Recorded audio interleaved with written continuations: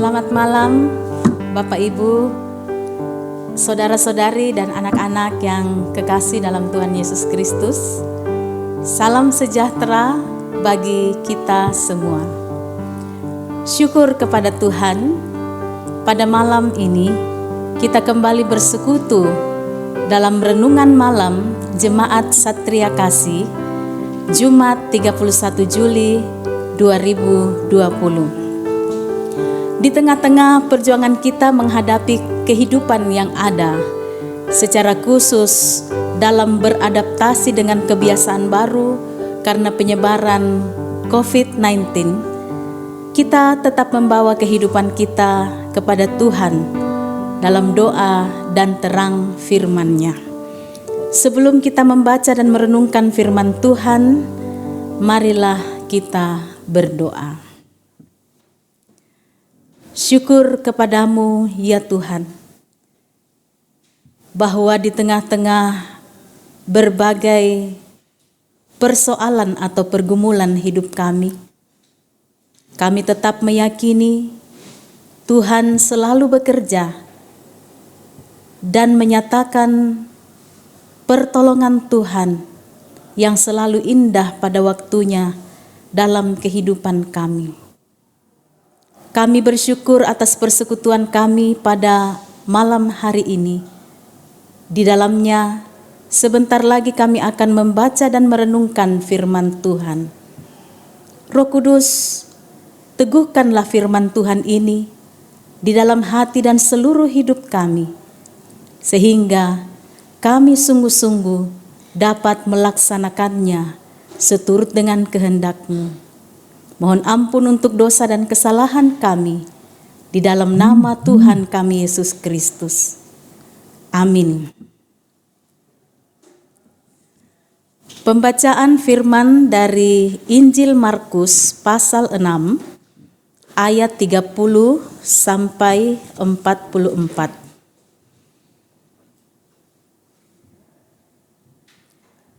Dengan judul Yesus memberi makan 5.000 orang.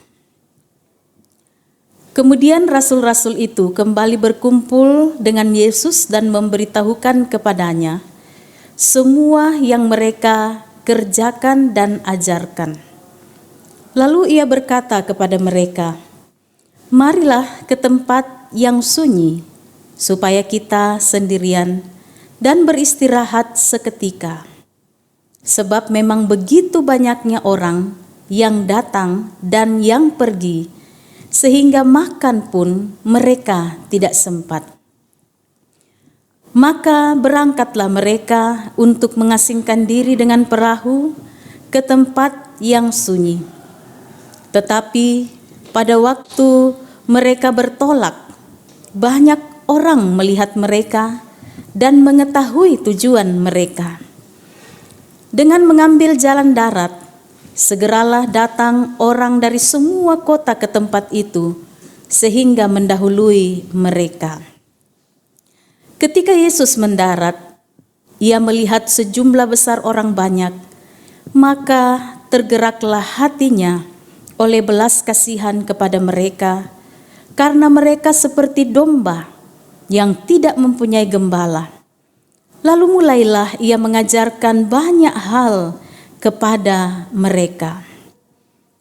Pada hari sudah mulai malam, datanglah murid-muridnya kepadanya dan berkata, "Tempat ini sunyi dan hari sudah mulai malam.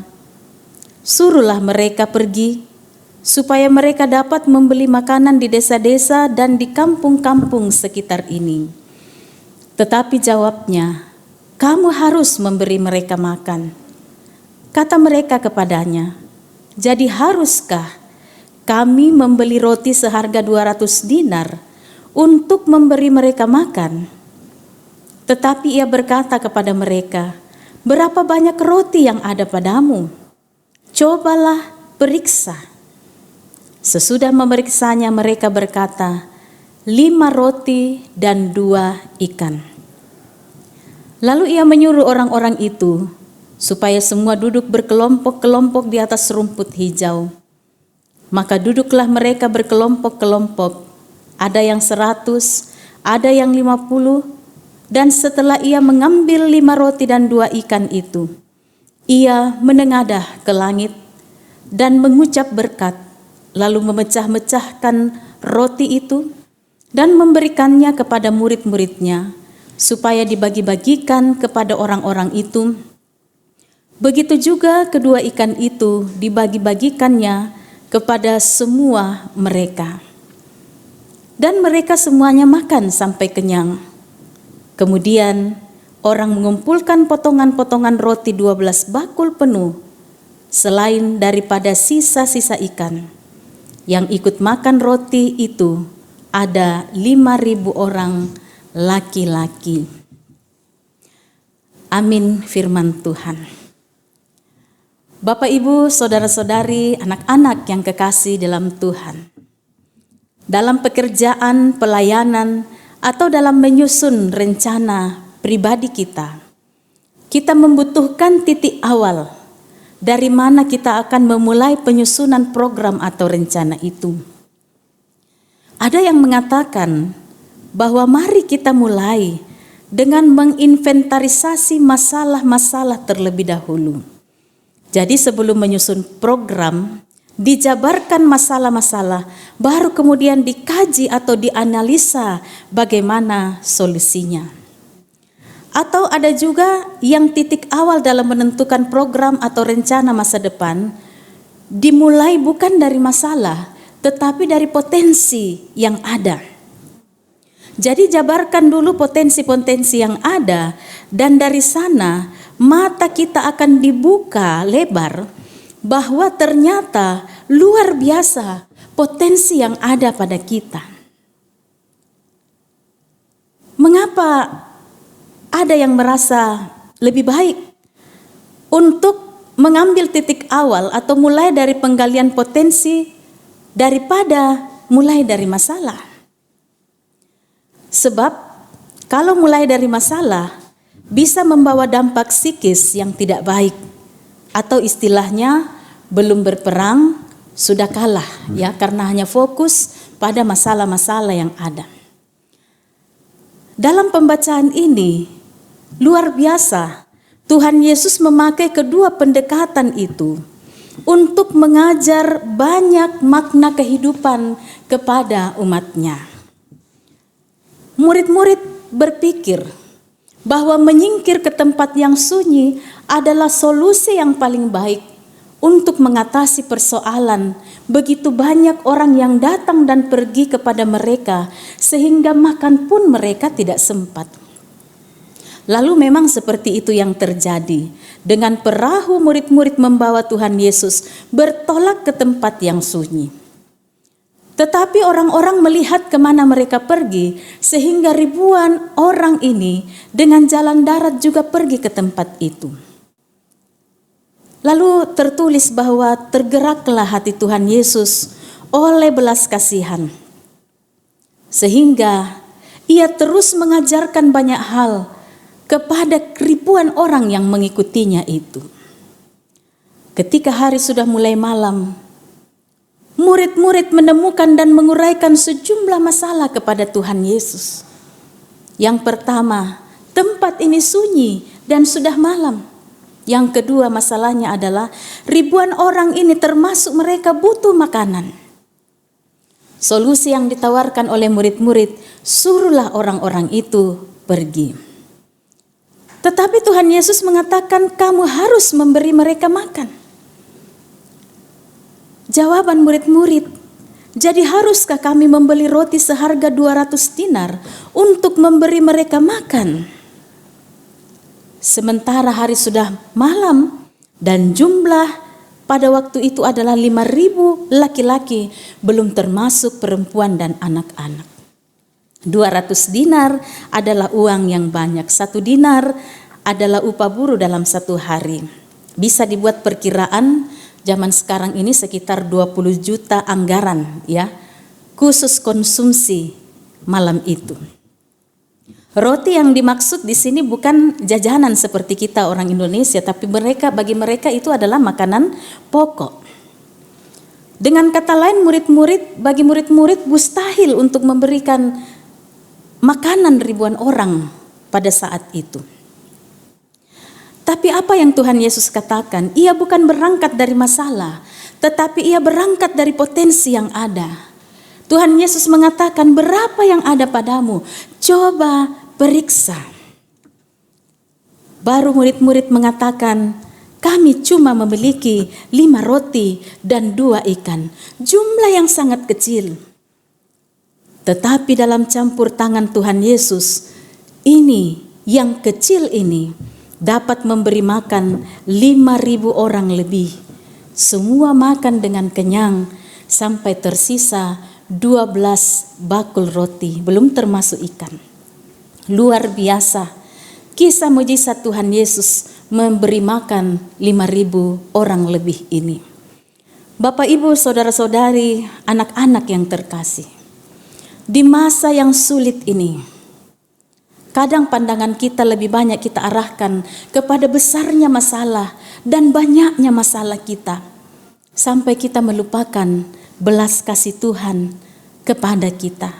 Kita melupakan Bapa yang selalu berbelas kasih kepada kita, anak-anaknya. Jangan cepat berkecil hati lalu mengatakan kita tidak punya apa-apa sebagai solusi atas masalah kita. Saat ini Yesus akan masuk lebih dalam dan dia berkata, coba periksa dulu. Periksa apa yang ada pada kita. Periksalah. Dan bila kita sudah menemukannya, bawalah itu kepadanya. Maka Tuhan Yesus akan mengambilnya, menengadah ke langit, mengucap berkat atas apa yang kita bawa dan memberkatinya. Kemudian menggunakan hal itu demi menjadi berkat yang lebih berarti bagi hidup kita dan bagi orang-orang di sekitar kita. Kita belajar satu hal penting dari kisah 5 roti dan 2 ikan yang menjadi makanan untuk 5.000 orang lebih dan masih bersisa 12 bakul. Mujizat Tuhan dimulai dari belas kasihan yang berpadu dengan keterlibatan umat yang bersedia. Periksalah apa yang ada pada Anda dan bawalah itu kepada Yesus agar diberkatinya dan dipakainya. Dia tidak pernah meminta apa yang Anda tidak punya. Dia meminta apa yang ada pada kita. Tetapi kadang kita mengatakan bahwa kita tidak punya apa-apa. Cobalah periksa dulu. Berapa banyak ikan dan roti yang ada padamu. Kita sering menyepelekan roti-roti atau ikan-ikan yang kita anggap kecil yang ada dalam kehidupan kita. Padahal sebenarnya itu adalah potensi besar yang ada pada kita. Tidak ada talenta yang terlampau kecil di mata Tuhan. Serahkanlah dengan tulus talentamu kepada Tuhan. Maka dalam belas pengasihannya, Ia akan melipat gandakan talenta yang engkau anggap kecil itu menjadi berkat bagi kita dan bagi banyak orang. Amin. Mari kita memuji Tuhan. PKJ 153 ayat 1 dan 2. Pakailah seluruh hidupmu.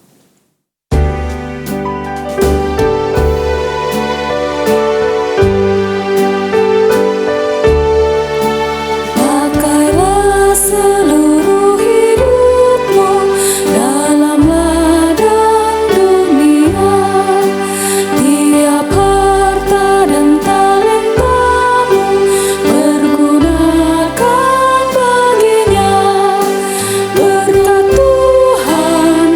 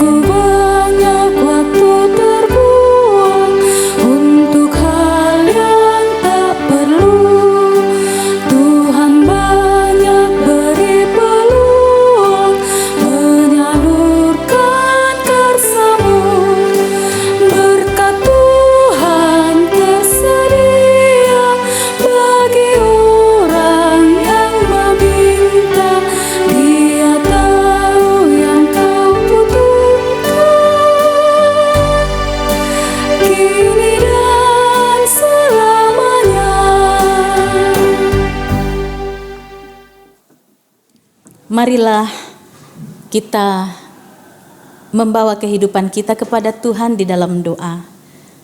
Kita berdoa. Kami bersyukur akan kebenaran firman Tuhan yang kembali menyapa kami pada saat ini untuk selalu percaya pada belas kasihan Tuhan terhadap kami umat-Mu, untuk senantiasa memeriksa setiap potensi ikan-ikan dan roti-roti yang ada pada kami. Mungkin bagi kami atau bagi orang lain itu hanya kecil saja, tetapi melalui firman Tuhan pada saat ini, ketika kami menyerahkannya kepada Tuhan, maka Tuhan akan memberkatinya di dalam belas pengasihan-Mu. Terima kasih atas firman Tuhan pada saat ini.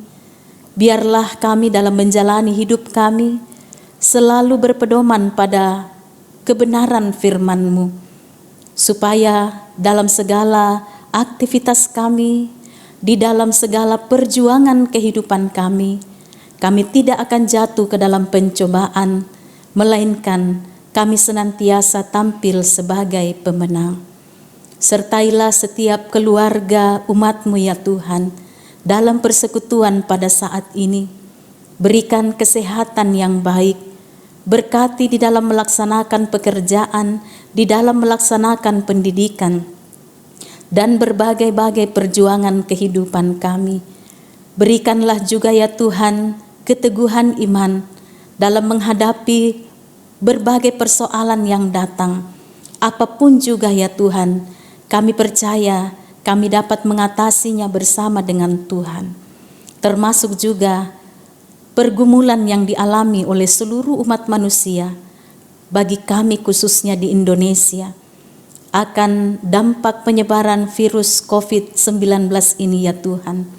Kami mohon pertolongan-Mu sehingga semuanya dapat segera berlalu dalam campur tangan Tuhan, baik pengobatan atau vaksin boleh ditemukan, dan kami dapat kembali beraktivitas dengan baik. Kepadamu-lah kami serahkan hidup kami hari ini dan masa depan kami ya Tuhan. Bagi saudara-saudari yang sakit, Tuhan hadir juga untuk memberikan kesembuhan. Yang berduka, Tuhan hadir memberikan penghiburan.